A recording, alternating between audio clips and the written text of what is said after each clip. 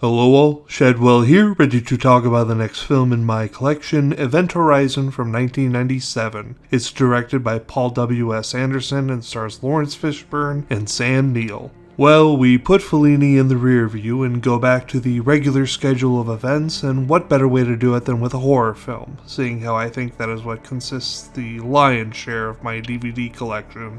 I'm hoping I don't get in trouble because I'm showing two slightly NSFW photos, but I'm hoping TikTok doesn't ding me. I'm pretty sure YouTube won't ding me, but there's a good chance that TikTok will. Which they have in the past, and fuck them if they can't take a joke, I guess. Anyway, you came for some guy talking about Event Horizon, and so some guy talking about Event Horizon you shall get. I always tell this movie is better than it is, and I need to be really careful with that because Event Horizon is good enough. It's not going to stop the presses, and it doesn't reinvent the wheel, but did I walk over a mile to see it as a 16-year-old, and did I feel satisfied? I mean, enough.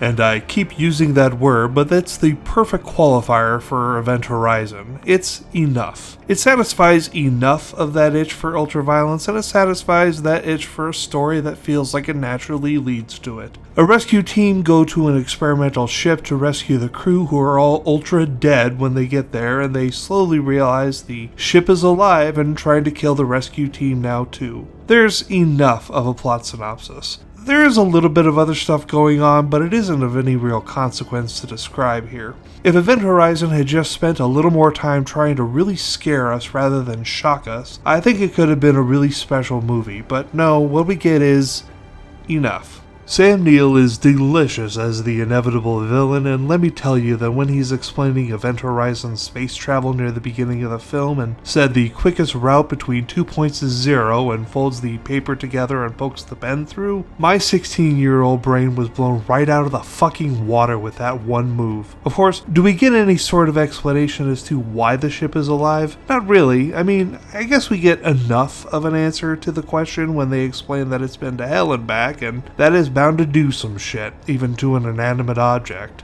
I don't know. At the end of the day, I always end up wanting to like Event Horizon more than I do when I watch it, which is why I'm giving it a good enough grade of C+. Tomorrow it's back to the excellent 80s films with Dog Days. Sounds like we're doing another dog movie, which is funny because we just did a dog movie with Toby McTeague. See y'all then.